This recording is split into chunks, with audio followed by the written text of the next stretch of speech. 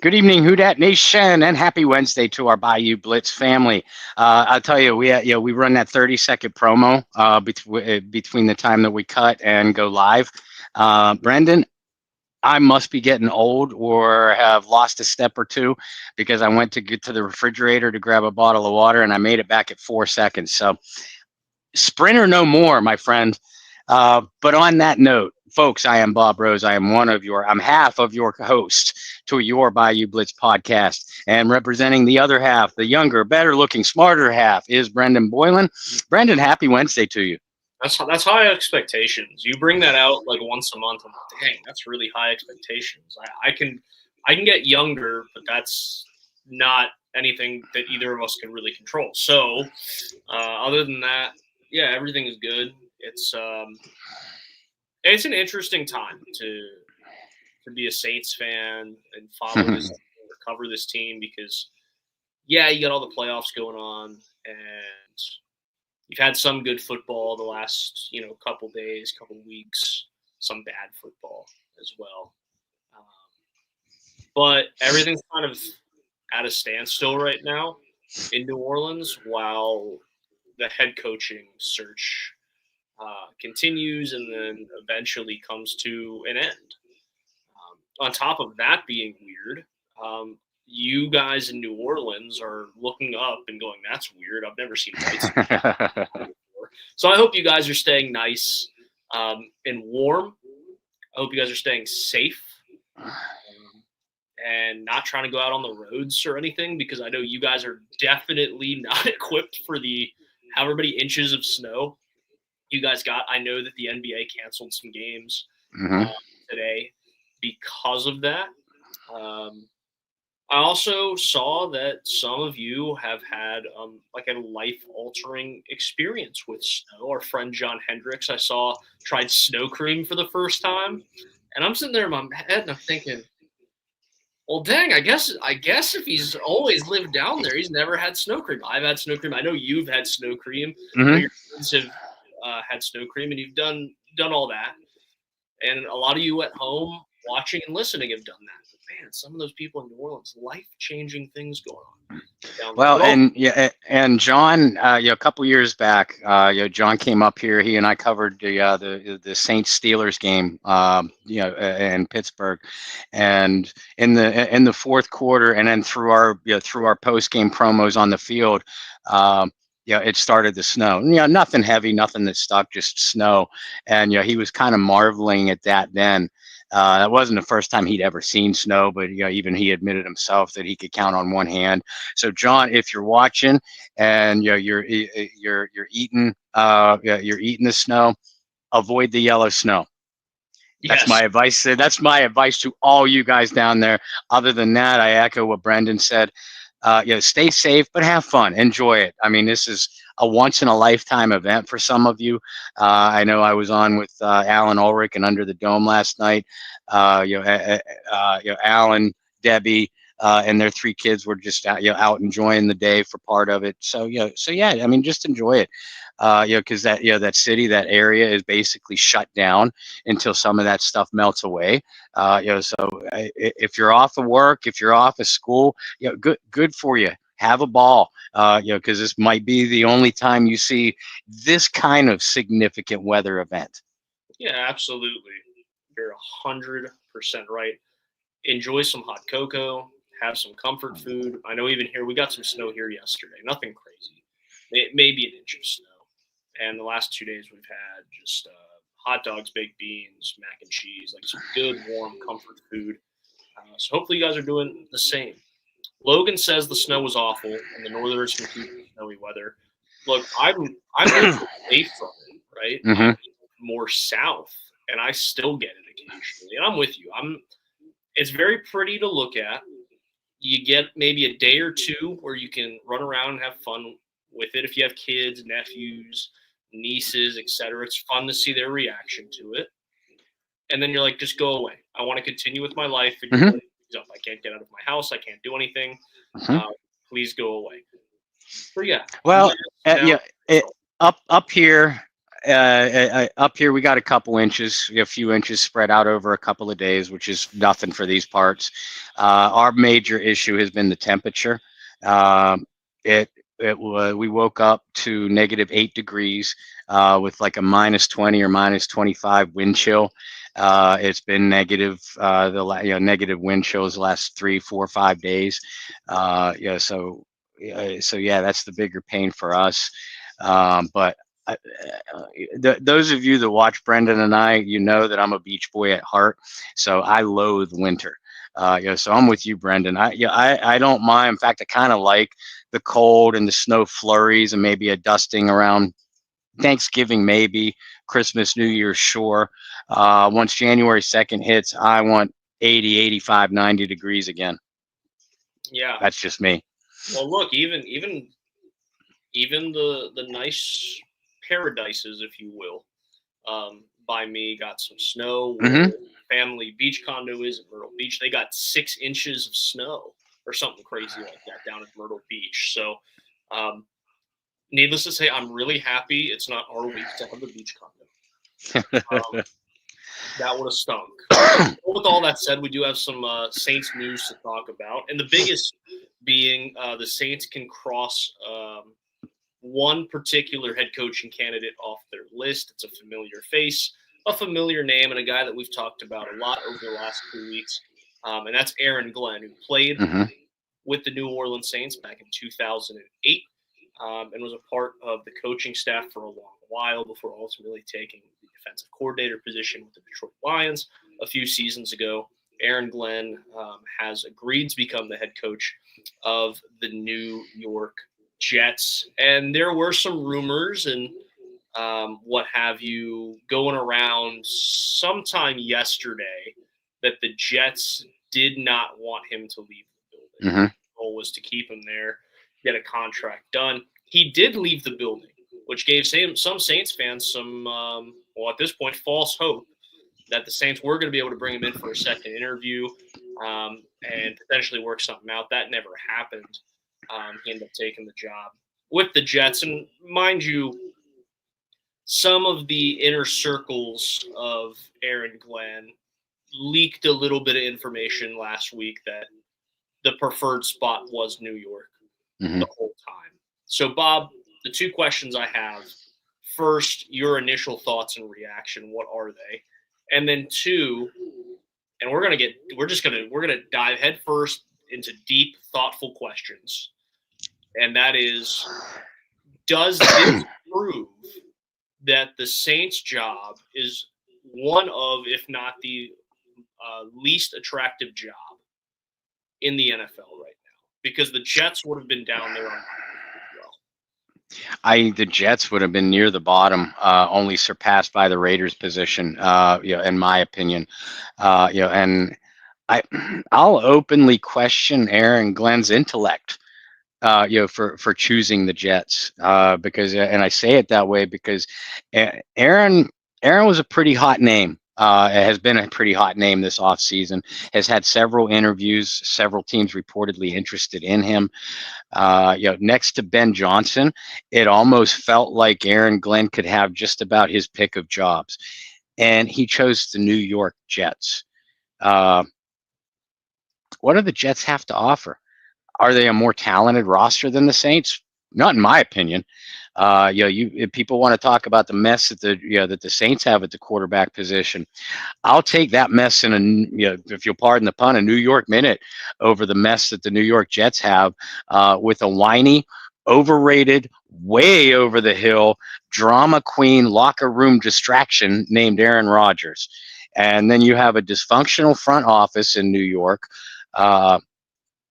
Some might say, oh, the New York media market, is an attraction. Yeah, okay. Maybe you give that as an edge over the New Orleans market, small, significantly smaller market, but that's about it. The only other thing that Aaron Glenn might have been enticing to Aaron Glenn is the Detroit Lions assistant general manager. is also a favorite for the Jets general manager spot. So obviously he and Glenn have some kind of relationship. Going back to how many years have been Glenn been in Detroit now, 4 or 5. So there's a relationship there.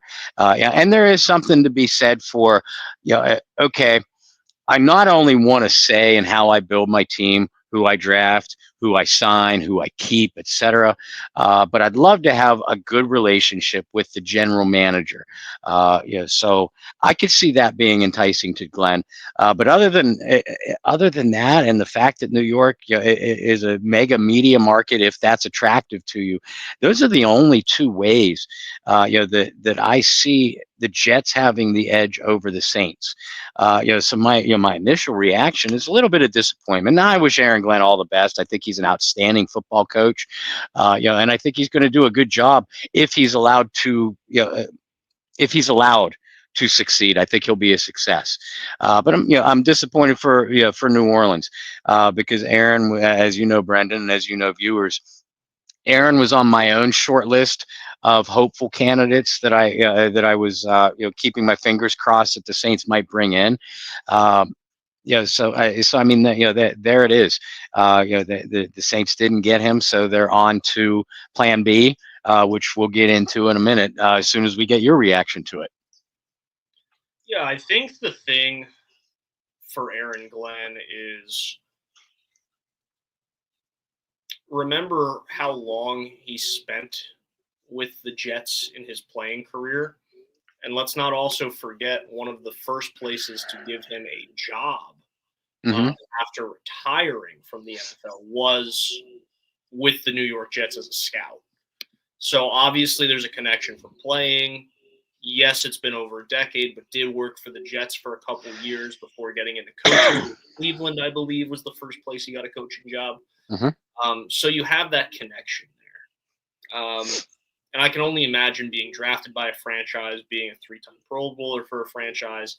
That probably weighs on you as well when you're trying to make these decisions. I do think it cements the Saints as the least attractive job in the NFL. You said the Raiders. Here's my thing, and this is the only thing that I think you have going if you're somebody who's a finalist for the Raiders, is you just moved to Vegas. The NFL has been pushing, trying to get a team to Vegas. Most sports leagues in America have been pushing for teams to go to Vegas. You have this beautiful stadium, Allegiant. It's a beautiful stadium, right? Brock Bowers looks like he's the real deal. You're going to have control for the most part over who your quarterback's going to be. And if it's an attractive thing for you at all, you do have Tom Brady in the building to an extent. Those are things that I think it's going to be a quote-unquote bigger market. I think those things can be attractive for an up-and-coming head coach or someone who wants to kind of put their stamp on things and say, like, I was a part of building this from the ground. New Orleans, I don't think is attractive because, well, one, you've seen a little bit of the dysfunction. Actually, you've seen a lot of the dysfunction since Sean Payton left. I think it's also became very evident in the way that Sean Payton departed New Orleans and the Dennis Allen experience, that if you're a coach that's looking for the control factor, right? I want to have control over the team, and I want to have control over personnel decisions, and I want to have control over this and this and this. You're not going to get that in New Orleans because Sean had that, was fighting to keep that, and there was butting of heads throughout that process. You said quarterback problem. I'm with you. The Jets are a little bit more dramatic by the tabloids, if you will, if we're going to keep, playing that whole, New York pun game. But Rodgers is a free agent. And so if you're the Jets, you're able to kind of move on and go to whatever quarterback you'd like to go to. New Orleans, you're kind of handcuffed. with Derek Carr at least through, in my opinion, you're at least handcuffed with him through next year. Mhm. And then after that, if you stink again, maybe you win the Arch Manning sweepstakes. I don't know, right? Maybe you fall in love with Jake Haener or Spencer Rattler. I don't know. Well, and the saying goes, and in today's NFL, I kind of subscribe to this way of thinking. The saying goes that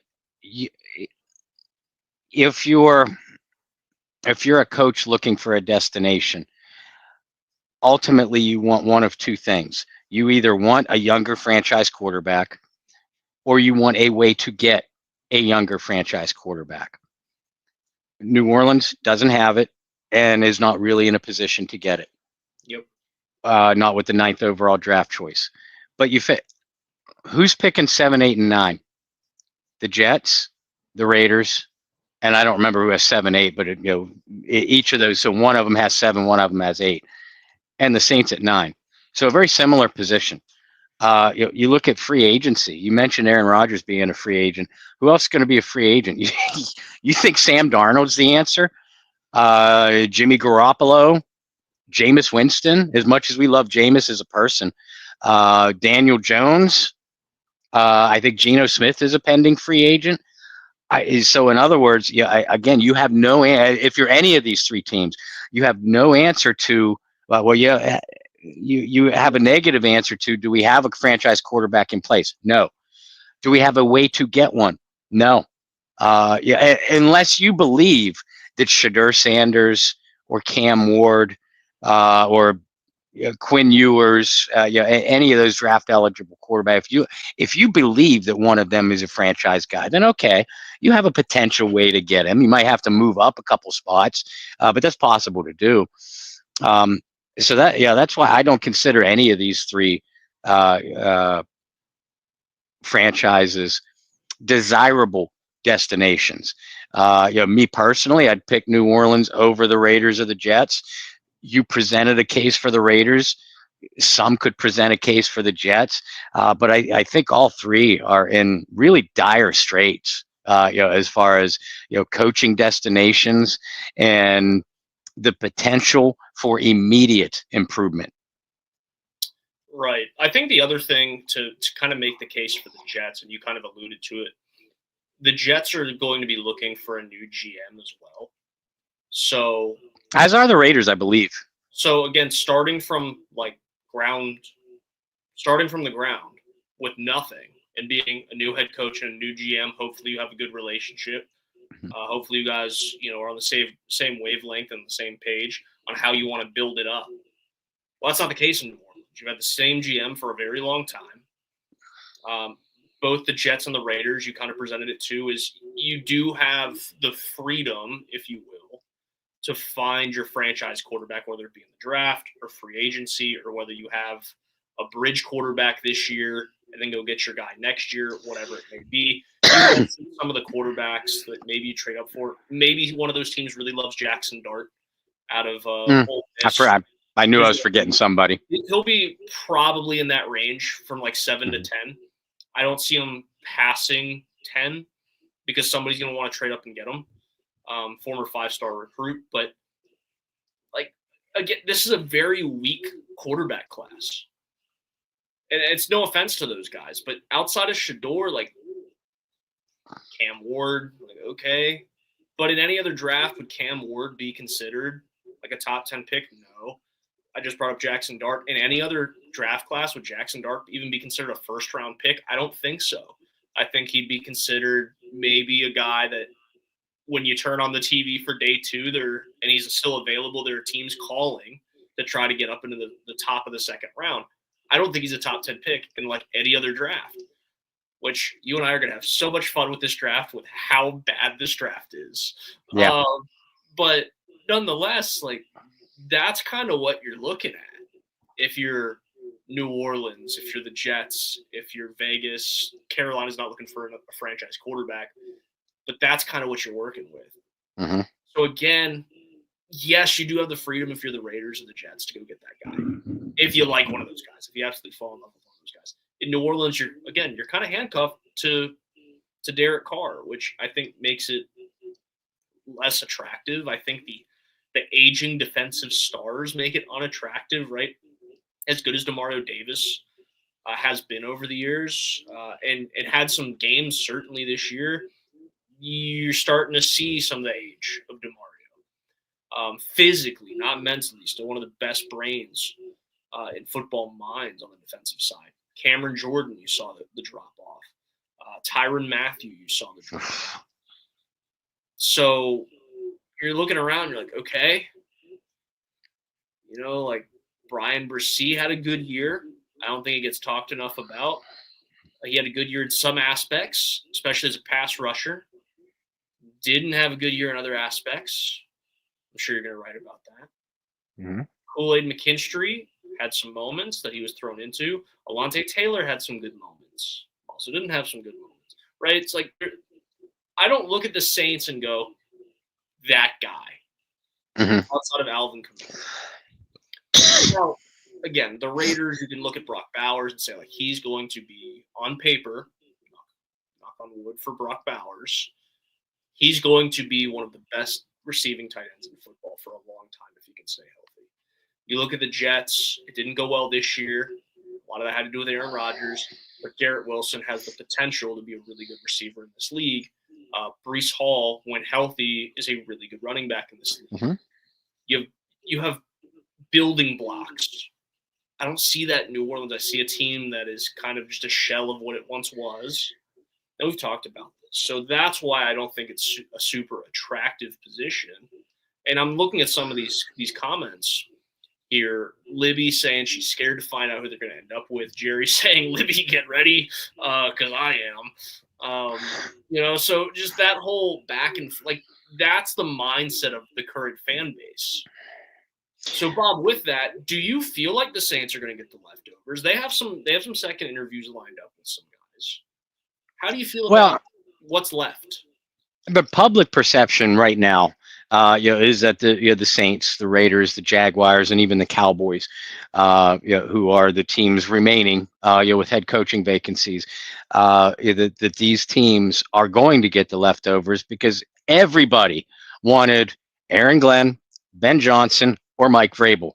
Well, those are the three names that got crossed off of the list first, not surprisingly. So what the Saints have done, they have lined up several interviews.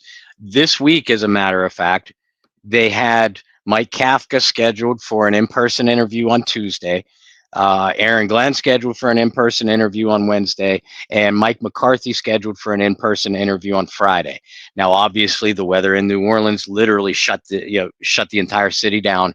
I don't believe that that's why the Saints did not get Aaron Glenn. I think the Jets were going to push too hard and willing to pay too much money in the end, on Glenn's 5-year contract.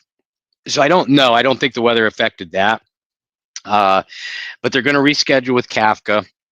They're going to reschedule with McCarthy, and reports are, and I second it, I confirm this too, that the Saints still have a lot of interest in Bills offensive coordinator Joe Brady. So those are the immediate fallback options in no particular order: Kafka, McCarthy, Brady. I still think you have Cliff Kingsbury sitting out there. Kellen Moore, they've already talked to once virtually. I think Moore is has the inside track for the Cowboys job. We know the good relationship he has with Jerry Jones. So I think Moore ends up there.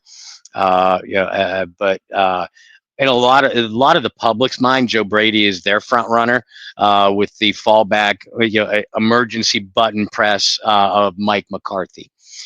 I think a lot of people. Oh, Anthony Weaver, the defensive coordinator for the Dolphins, was also scheduled this week and postponed. I think a lot of people were sleeping on Kafka and Weaver, mainly because they're names that that a general Saints fan does not know. What do they know about Mike Kafka? Well, they know he was an offensive coordinator for the New York Giants, and the Giants really sucked. Yeah, the Giants did really suck, but you got to look deeper. Kafka, that was not Kafka's offense. That was Brian Daboll's. That's not to say that Kafka wasn't partially responsible. I mean, he was ahead in the room, for sure. But the thing with Kafka is he has a long history of coaching with Andy Reid. And if you look at the numbers, the Kansas City Chiefs offense has not been, on paper, has not been nearly as productive since Kafka left the Chiefs. He was their quarterbacks coach to join the Giants staff as offensive coordinator. And Mike is a well-known and well-respected name throughout the league.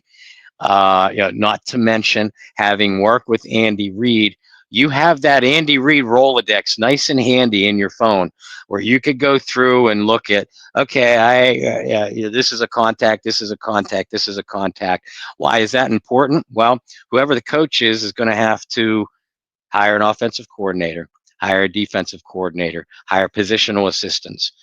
It's good to have that coaching tree. And I think that's why Mike Kafka is important. It's also why I think a lot of people are sleeping on him. Anthony Weaver, again, a very respected name. Weaver's gotten a couple interviews already, as has Kafka. Anthony's been with the Dolphins as their defensive coordinator the last couple of years. A very pressure-oriented defense. With some talented pieces there, but some major holes as well, talent-wise. Anthony Weaver coached for years as a defensive assistant under John Harbaugh with the Baltimore Ravens. Baltimore Ravens has pretty good, damn good defense, especially when Anthony Weaver was there. And just like Kafka, Weaver has the Harbaugh coaching tree to fall back on. Offensive coordinator, defensive coordinator, positional assistants. So don't sleep on Anthony Weaver either. McCarthy, McCarthy's had success in this regular season, success in this league for a long time. 3 out of the last 4 years with the Dallas Cowboys, he went to the playoffs, 12-5 record, identical 12-5 record. Long record of success with the Green Bay Packers. So McCarthy's been there, done that. If you're going to view Mike McCarthy as a fallback option, that's a relatively decent fallback option. Maybe not the young guy that a lot of people wanted, myself included, but a guy that is a proven winner in this league, and I think that that's important. Kellen Moore, I already glossed over. I believe he's headed for Dallas. Joe Brady, again, a name well known with by Mickey Loomis and the Saints organization. Had success as the Saints as a Saints offensive assistant, as offensive coordinator for the national champion LSU Tigers, and then the last couple days really has revamped that offense in Buffalo. He took over for a fired Ken Dorsey 2 years ago, and since that time, Buffalo went from Josh Allen just playing Superman every single play of every single game to Buffalo being one of the more balanced offenses in the NFL. So I think Brady's a good candidate too, but unfortunately, unlike Kafka, Weaver, McCarthy, if you are interested in a Joe Brady or if you are interested in a Cliff Kingsbury, those two teams are playing this weekend, so you have to, you can't have any contact with them, until if they lose, you can have contact immediately after. If they win, if either Washington or Buffalo wins and goes to the Super Bowl, you have that week between the conference title games and the Super Bowl where you can you can conduct interviews on a limited basis, but again, you're pretty much handcuffed. So if you want the Saints to hire a coach sooner rather than later, then right now you're looking at Kafka, McCarthy, or Weaver. And I'm glad you brought those points up when it comes to Brady, when it comes to Cliff Kingsbury, because I don't think people realize that sometimes. I think whether it just kind of gets glossed over in the back of their minds. They're like, hey, they can do whatever they want, Unfortunately, in the real world, it doesn't work that way where right. you can just interview for another job at any point.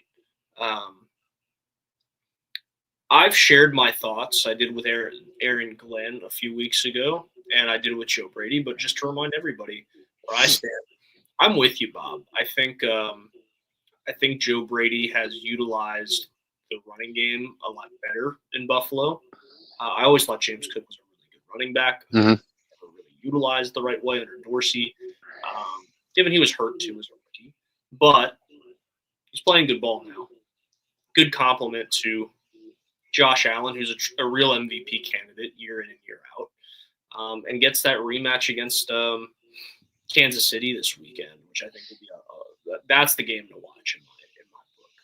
I think the NFC East showdown will be a good one. But, that AFC Championship game, we'll see how much the officiating has to say about that one. I know I can read your mind, Bob. I know where you're going. I know where your brain was at.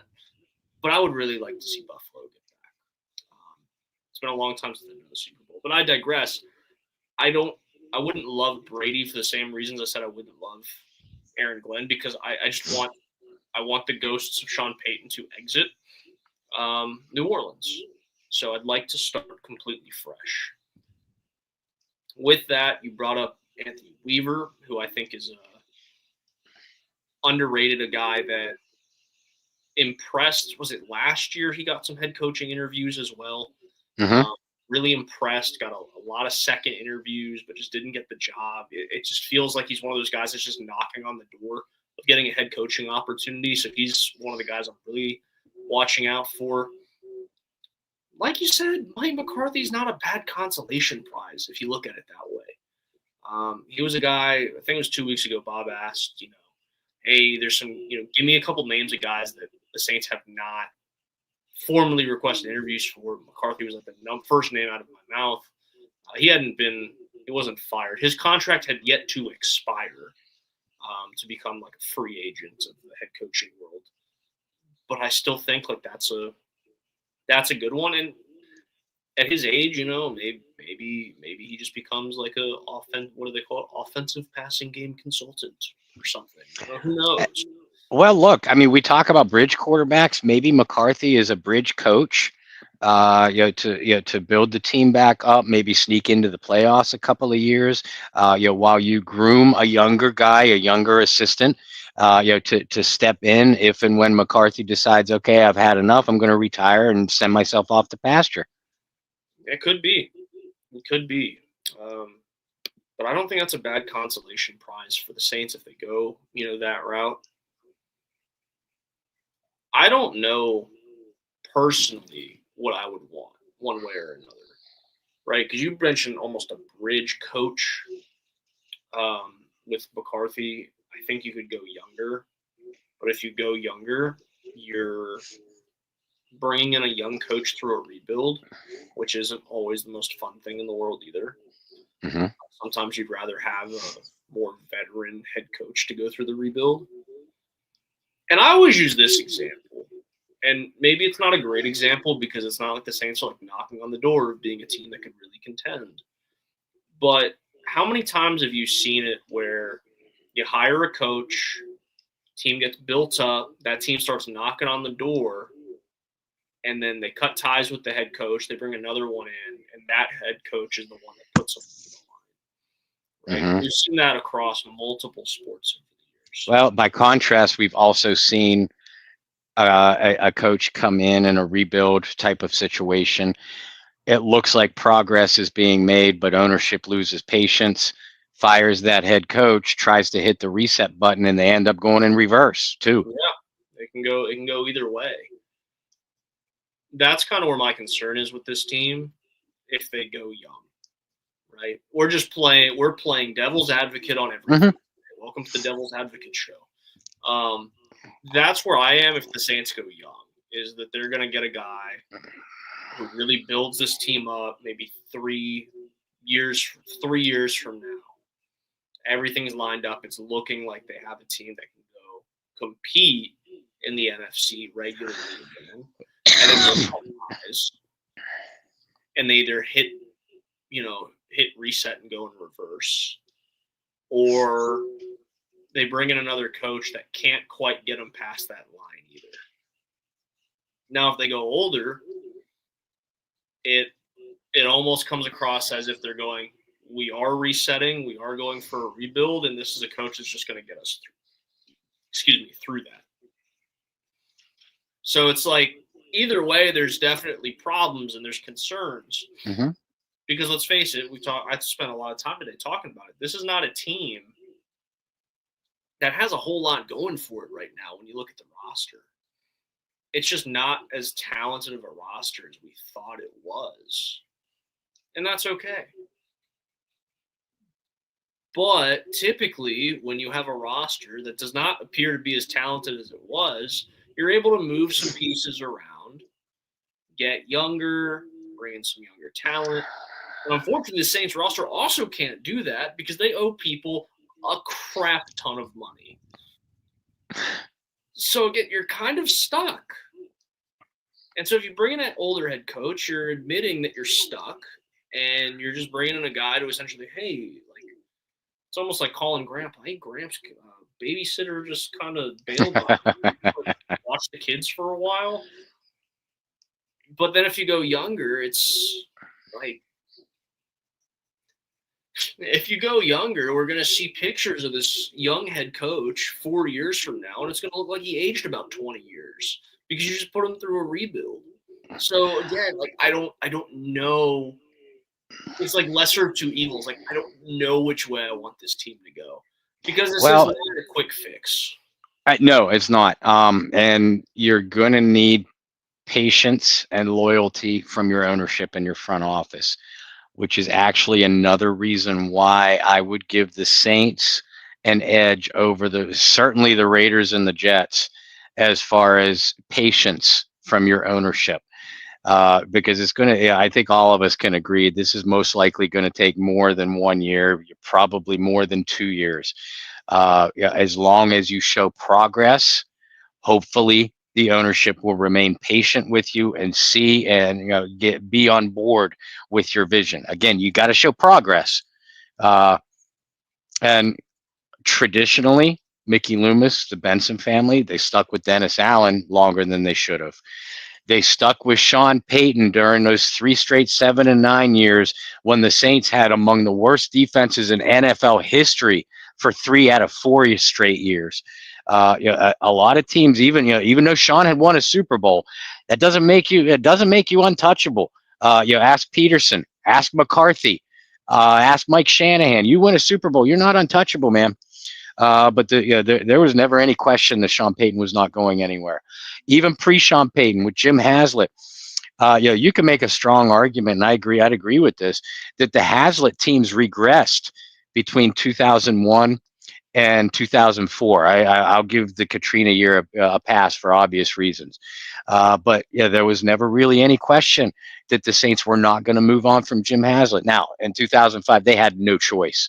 But prior to that, tragic disaster, 2003, 2004, there was very little question that the Saints, that Haslett was not on the hot seat. So if that kind of patience and loyalty continues, now obviously there is such a thing as sticking with a guy too long. We just saw it. But especially a younger guy, if a Kafka or a Brady come in, and as long as they show progress, and I know some Saints fans are going to hate this, but this is the situation that we are in. If they show progress, then hopefully the ownership won't be like the decades we saw with the Bengals and the Lions and the Browns and the Raiders and the Jets. 1, 2 years, no progress, boom, coach is gone. I don't want to get in that situation, and that's what I fear. Like you said, patience is key. And if they go with Brady, Kafka, even Anthony Weaver, like I'm a firm believer that you get 3 years to show something. It doesn't necessarily have to immediately show in the win-loss column, right? And I've said this for years about the Saints, about other sports teams that I follow. Yes, wins are nice, and winning is the ultimate goal. But you know what fans care most about outside of winning is whether they're sitting in the stadium, sitting at a bar, sitting at the living room, wherever they're watching the game, they want to see a team that plays with effort and frankly gives a shit. Yeah, effort, compassion, and competitiveness. And that's it. Like, I don't want to turn on my TV or pay hundreds of dollars to go to a game and see a team that's just like, right? You want to see a team that is going to be the first one to dive on the turf for a fumble. You want to see a team that, yeah, they might be down and out, 21 points down in the fourth quarter. But, man, did you see how that guard pulled and opened up that hole for whoever to run and get a 30-yard rushing touchdown late in the game when the game was already done and over with? Those are the things that we care about for the most part. So if you hire a guy and you get into year 3 and you haven't seen any of that, you see a team that's really like quit on a head coach, that's one thing. But if I see a team that went, I don't know, 7-10, 6-11, but they were a really fun team to watch throughout the year, and they were a team that, yeah, they lost that one, but man, they played hard throughout the year, then guess what? Don't fire them. Like, sometimes I think that GMs, owners, people in positions of power, board of trustee people, people in suits that have money, things that Bob and I will never experience in our lives, I think those people like overcomplicate it sometimes. And that's one thing, is overcomplicating the head coach. Yes, to quote your best friend, Roger Goodell, like, got to get it right. Like, yes, you have to get the hire right, but that does not mean you have to be a team that's competing for a Super Bowl in 2 years. That doesn't mean you have to be a team that's making deep playoff runs in 3 years. Progress, patience. I equate this situation that the Saints are in to having surgery. Surgery. Look at it this way. Surgery, in theory, anyway. Surgery is supposed to correct whatever problem you have going on with your body, right? But just because you have if I have a successful surgery tomorrow morning, and I better knock on wood when I say that, if I have a successful surgery tomorrow morning, that doesn't mean I'm going to be back out on the volleyball courts by Friday afternoon. That's just not realistic. But if you fixed whatever problem that I have had, and I can be back near my peak condition, if not at it, then guess what? I've had a successful surgery. What the Saints are going through right now, this is surgery, my friends. Yeah. They are under the knife right now, and we're just we're waiting for the doctor to show up. Yeah, we're waiting for them to be wheeled into a recovery room and the doctor to tell us how it went, and what the plan is, and we're waiting for our doctor at this point. Like, that's what I mean. We're waiting for the surgeon to walk through the door. We already got the anesthesia mask on. So what's going to happen at this point? I don't know. Sidebar, just to kind of talk about this before we wrap it up. It looks more and more likely that the Saints are going to have a new offensive coordinator as well. As Clint Kubiak has had a lot of contact with Seattle lately. So this goes into what you see on your screen.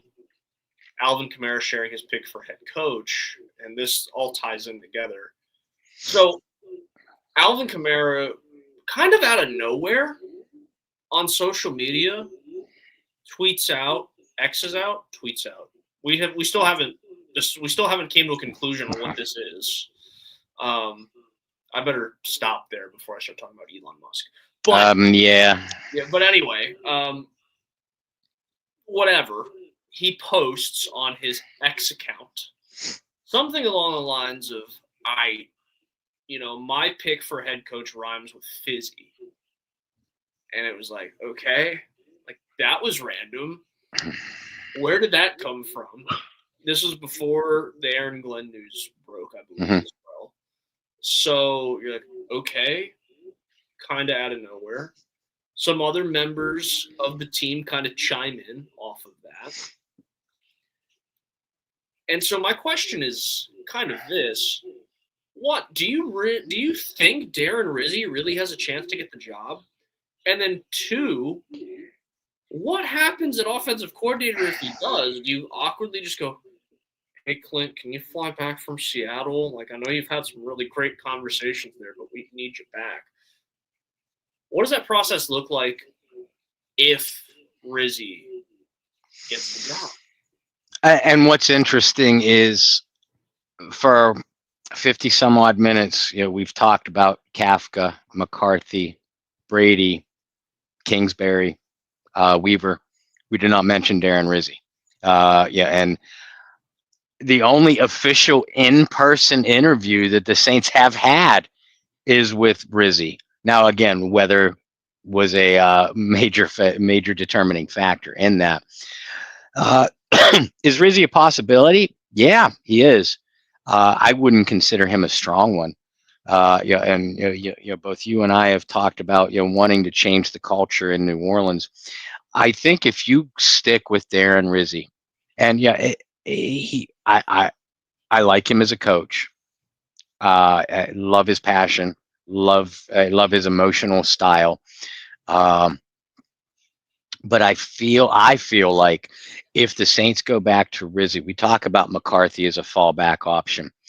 I would consider Rizzi as the emergency fallback, like as in all the guys we want don't want us, and we haven't done enough research on the other guys. We just might as well stick with Darren. That's the way I'd feel. And again, this feels like a shot at Darren Rizzi's ability to coach a football team, and it's not necessarily. I don't. He didn't have a full deck of cards to play with when he replaced Dennis Allen. That is for sure. But I think that I believe that this team needs a reset, even if that reset is a somewhat familiar name and a Brady or a McCarthy. At least those guys have been outside of your organizational tree, have had success outside of your organizational tree. I get that Alvin Kamara and Cam Jordan and several other players love Rizzi.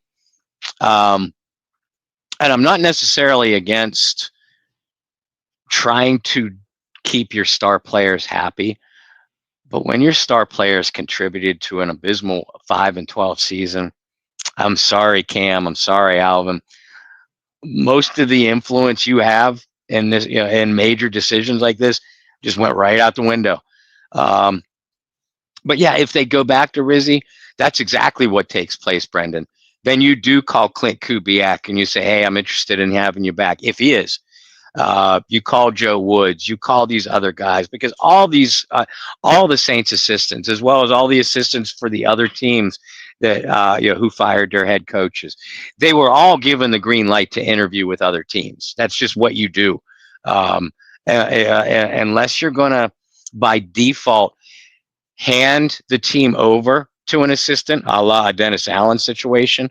Then it's in good faith that you give your assistants an opportunity to interview elsewhere. That's exactly what would take place with the conversation. It'd be Darren calling Clint or Mickey calling Clint and saying, "Clint, we'd like to have you back. Are you interested?" And if he is, then you proceed from there. If he isn't, then you got a spot to fill at offensive coordinator too. Got a question from DJ. It says, "What happens when no doctor shows up?" Bob just explained to me what happens when no doctor shows up. Greg says Rizzi not a coach, should not be the coach. Would be in the same thing as we know with Dennis Allen. I'm in complete agreement with that to an extent. I think DA was a lot more qualified for the position. But I think Rizzi's a better leader. I also like Rizzi's energy. Mm-hmm. There's a lot of things about Rizzi that I like. But just like I said earlier about getting the ghost of Sean Payton out, yes, Rizzi doesn't have that same almost direct tie as like a Joe Brady or an Aaron Glenn. but at some point you got to get the skunk out of the building. I'm going to say, doesn't he, though? Because, I mean, he was hired by Sean Payton in 2018, 2019. So, I mean, yeah, I guess. I guess in my brain, I don't know. Maybe not. I was going to say, like, in my brain, like, Glenn was around a long time. Brady was around for a handful of years. So maybe that's why my brain is like, that jumps back a little bit more. But anyway, to digress, at some point you got to get the skunk out of the building. Like, it stinks in the building. Just go ahead and you got to get the main skunk. You got to get the skunk's wife. You got to get the skunk's kids, right? You got to get the whole family out the damn building. And that's what I think New Orleans should do. I want his family dead. I want his friends dead. Exactly. Right. Or the biggest problem is, like, Grandpa Skunk is still the general manager. But that might be another problem for another day. I saw somebody tweet, I think it was TJ, who I think had a show tonight. So if you guys checked out TJ or now checking out us, I appreciate it. I appreciate you guys hanging out with him as well. I think it was TJ who tweeted out something along the lines of, like, the Jags fired their GM, but he just tweeted out something along the lines of, like, see how easy it is? Like, it's this easy. Yeah. Hey, Jags, what a mess that is. I mean, Liam Cohen turned him down after Ben Johnson and Aaron Glenn turned him down. And then the day after Liam Cohen officially turned him down, they fired Trent Balk, the general manager, and now they're gonna, the reports are that they're gonna double back and go back after Cohen.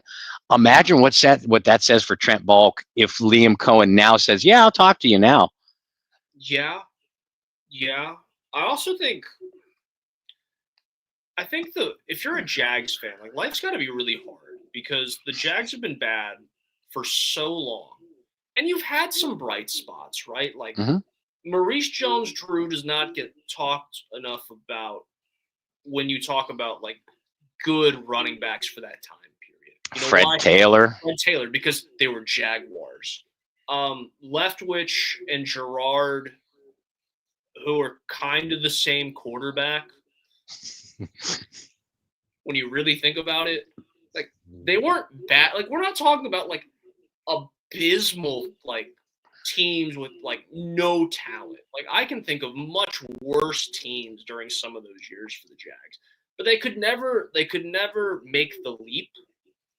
Okay, and then it gets really bad, and then somehow you find yourself in an AFC championship with Blake Bortles. Was it Miles Jack who picked up a fumble and, like, didn't step out of bounds, but they called him for stepping out, or something like that, right? Like, really weird decision. But anyway, all that, and then you stink again. And then you draft Trevor Lawrence, who looked like he was going to save this franchise. And you pay Trevor Lawrence a crap ton of money, and now Trevor Lawrence stinks and is hurt. Travis Etienne, I really liked in the draft process. Like, I can go down there. It's just one of those things where it's like, as soon as it looks like it's turning the corner, you don't. And that's where the Jags are. It's like, okay, they're gonna make the leap. They're gonna turn the corner, and then it's like Roadrunner and Coyote, and they start turning the corner, but the road is actually just like a rock, and they just crash. And that's it. You know what? From here on out, we will refer to the Jacksonville Jaguars as the NFL's Wile E. Coyote, because I think that it is. It is, because at the beginning of the offseason, all these national talking heads were listing the Saints as the worst coaching destination, again, below the Jets and the Raiders, which boggles my mind personally. But they were listing the Jaguars and the Bears at the top. Why? Each has a young franchise-type caliber quarterback. Each are littered with young, high draft picks. Okay, that's enticing.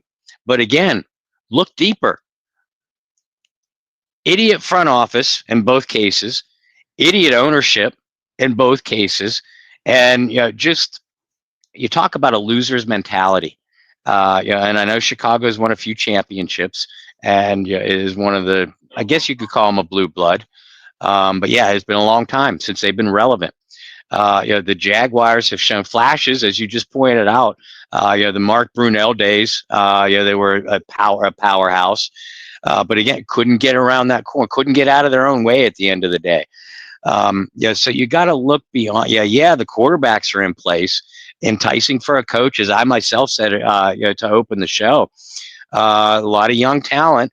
If you compare them to other rosters, but you got to look beyond that. You got to look at how the organization is run. Why are they bad? Well, in the Bears case, in the Jaguars case, in the Jets case, in the Raiders case, you don't have to look too deep to figure out why they're bad. In the Saints case, what happened with the Saints? They got old and didn't draft well. And then they compounded that by making an idiotic hire in Dennis Allen. Those things are fixable with time. Again, just my opinion. So what you're saying is you have to look past the results? As you drank some, I'm sorry. I'm sorry, but yeah. No, I mean, don't look past the. I am the first to admit that the Saints were. I called them the worst team in football this year, and I stand by that. Because for a stretch, I believe that they were. For a large stretch, I believe that they were. And you don't turn around the worst team in football overnight. So no, I don't believe you look past the results. The results are the results. But is there a way to turn it around? Yeah, you have to take the right steps to do it, and it got to start with this coach. And you can't cut corners. There is no shortcut. You just have to suck it up and make it happen. We'll close on this. Gumbo asks, what's the downside of Mike McCarthy? He wins. That's what we need right now, something proven. Here's my downside to McCarthy. And I'm kind of repeating myself from earlier. I feel like if you hire someone right now with that age, yes, has like the proven winner's mindset and everything, that you're almost admitting in the fact that you're like, okay, well, we just need someone to kind of like get us back, and then we're going to move on. It's not like a long-term. To me, if they were to hire McCarthy, it doesn't seem like it's a guy that you're going to have there in the long term that sees out the rebuild. It's a bridge coach. I mean, we say stuff like that. Yeah, Bill Belichick, Pete Carroll, they had successful teams into their 70s. So McCarthy's 61. You give me a 9-year success rate, that's pretty damn good. No, you're absolutely right. I just don't see a situation where, kind of what Bob said, is like the nightmare scenario is not giving enough time before you move on. I feel like McCarthy would kind of almost like to a T fit the guy that is your head coach for 3 or 4 years, and then you start seeing some movement and you start seeing that progression. You actually do start turning a corner, and you're not, Wile E. Coyote, and you're not running into a part of the canyon. Like, you're actually on the road to success, and the front office just goes, yeah, this isn't happening as quick as I want. And then they go and they get they trade out the Ford Bronco for the Ferrari, and they try to get the fastest, newest, youngest head coach kind of toy outside of just going with something that's been. Ford Bronco is a good example. It's, Mike McCarthy's like a 1996 Honda Civic. Like, it just never dies. He's going to get you where you want to go. You just got to be patient with it. And I think it's a prime example of the Saints would ride that thing for a while and go, no, I need the brand new car. That's where my downside for McCarthy would be. I don't see a lot of downside as a head coach. Bob brought up like a Rolodex earlier in terms of like contacts when we were talking about Kafka. Like, think about the Rolodex that McCarthy would have in terms of coaches and his coaching tree and all the experience that he has. I just don't see it being a good fit right now with where this team is. The only issues I have with McCarthy as a coach, his clock management is horrendous. Always has been, and he has not had consistent success in the playoffs. But he gets you to the playoffs, and that's not something the Saints have had in the last 4 years.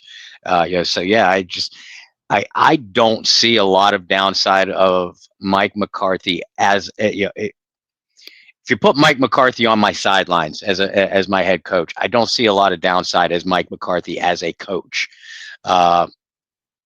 The downside you and I have pointed out, the potential age, that the fact that the ownership would have to have patience because this thing is going to take more than a 1 or probably 2 year turnaround.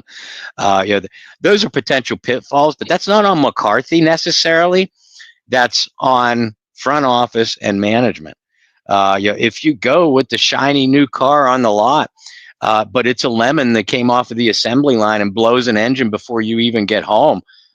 The best coaching comparisons I can make for that are Josh McDaniels, Nathaniel Hackett, Adam Gase, all shiny new hot assistants. What do they do? What did they do when they got the chance to be head coaches? We all know that answer. So at least with Mike McCarthy, again, and I mentioned it before, you have a proven commodity. Well, with that, we're going to close out the show. I think it's really important before Bob tells you where you can follow him and I tell you where you can follow me. I think it's really important to throw this out here, so we're going to go ahead and do it right from the top. If you have followed us over here on YouTube for the last, Bob, we've been doing this for like 2 years together now or something crazy. It's been a long time now. But if you've been following us here over on YouTube, we did something that should have been done probably 2 years ago. And that was make sure that we had our own YouTube channel where we could stream here and there, where maybe we put some YouTube shorts of Bob and I rambling on for 30 seconds about something and having some hot takes and doing this and doing that. So what I'm going to do right now is I'm going to go ahead and I am going to throw it here in the comments section where you guys can go and subscribe to our YouTube channel, and starting next week, we'll be live streaming over there. So I just dropped it into the comments. I'm also going to throw it up here in the banner so you guys can give us a quick follow over on YouTube. And with that, Bob, where can people follow you, your work, and get all of those super hot takes throughout the rest of the off season, or until the doctor walks in at least? Well, first of all, everybody, thank you for tuning in tonight. And in addition to catching our shows on at Bayou Blitz Pod, our new YouTube channel, you can still stream us through the Saints News Network YouTube channel as well. But we need subscribers, we need followers for that new Bayou Blitz page because we're going to do some big things on it. So please subscribe, please like, please share. That would be doing us a great honor and a big favor. So thank you in advance for that. As far as all my articles, I post them on my own personal social media, which is Bob Rose on Facebook, at Bobby R. 2613 on the X Twitter. And I know we've been writing a lot about coaching news, coaching rumors, coaching editorials lately. Obviously, that's going to be the big news, going to continue to be the big news until it isn't. But we also have draft previews coming up, free agency previews coming up. Whoever the new head coach hires, they're going to have to hire assistants. So potential assistant coach profiles. So we got a busy off season ahead of us. It's going to be hectic, but I hope it's going to be fun. So make sure that you check out all of my articles, through SI.com, Saints News Network, and my social media pages. And I didn't make the announcement last week because I wasn't sure that there were still tickets available, but there are, and there are plenty left. Brendan and I and the Bayou Blitz are proud to be part of promoting the original Go Black and Gold charity fan cruise. Now in its 11th year, the proceeds for this fan cruise benefit Get Checked or Check Out. Get Checked or Check Out helps improve lives by building community awareness with mental health and physical well-being, advocating early diagnosis for cancer, diabetes, and heart-related ailments. Their mission is to focus on the total person, body, mind, and spirit, as well as to link families with the resources they need in times of crisis. One of their yearly fundraisers is the original Go Black and Gold charity celebrity fan cruise, and this year's event is March 27th through the 31st. Sails out of the port of New Orleans to Cozumel, and then comes back. Obviously, comes back. It is a truly unique experience that provides the ultimate fan experience. Some of the events include beach Olympic events, a putt contest, trivia, a Q&A session, and dining with former Saints greats such as Delvin Breaux, Tyrone Hughes, Michael Lewis, Lance Moore, Courtney Roby, and this year's newest addition, Pierre Thomas. All 6 have been on our show. All 6 are going to be coming back on our show shortly, and all 6 are going to be on the cruise. So if you've not gotten your tickets yet, there are still tickets available. So definitely go out and go grab them. You can book through the Seven Seas Travel Agency, or contact Shireen DeWalt through the Go Black and Gold Charity Celebrity Fan Cruise Facebook page. You can also contact that page for any booking or promotional information. For myself, you can follow me virtually everywhere at BT Boylan. Bob, you and I are really excited for the off season, even with all of the craziness that goes on this time of year, especially, like I said, this is the first time you and I have really had a chance to cover I don't want to say a new head coach or what have you, because you had Dennis Allen, but it's different because Allen was we all knew it was coming. This is a full coaching search. This is a full ordeal. This is a little bit more than your normal dental cleaning every 6 months. Like, this is the full thing. Like, we're getting root canal at this point. It's open heart surgery. Right, yeah. Like, this isn't just your routine doctor's checkup. We're getting open heart surgery. So it's exciting. It's fun. It's crazy. But we're excited for it. Super thankful for Shireen and the partnership that we have with the cruise. And Bob, you were talking about earlier, you're sick of the cold. You're ready to soak up the sun. I know you're super thrilled and excited to get down to New Orleans and get on that boat. Just enjoy life for a weekend, soaking up the sun. Yeah. You say weekend. I might be one of the ones not coming back though, but that's another story for another time. Yeah, you might just sneak into a room on that cruise ship and just never leave. It's like Hotel California, but a cruise ship. But we're super excited for that. Super thankful for Shireen and all that she's doing over there as well. We're super thankful for you guys, and if you guys will go ahead and subscribe to the channel below, we'd certainly appreciate it. If you don't already, go ahead and download, subscribe, follow, whatever you got to do on Apple Podcasts, Spotify, or wherever you get your favorite pods. Guys, we appreciate it. We thank you so much. Bob and I will be back sometime on Sunday to do a little preview of the AFC and NFC championship games. And who knows? I can't predict the future, but maybe we'll have some coaching news to bring to you at that point as well. So until Sunday, I hope you guys enjoy the rest of the week. For those of you in the Gulf Coast region, enjoy the snow. Go play in it. Build a snowman. Do something crazy. Post pictures online. Tag us in them. We want to see it.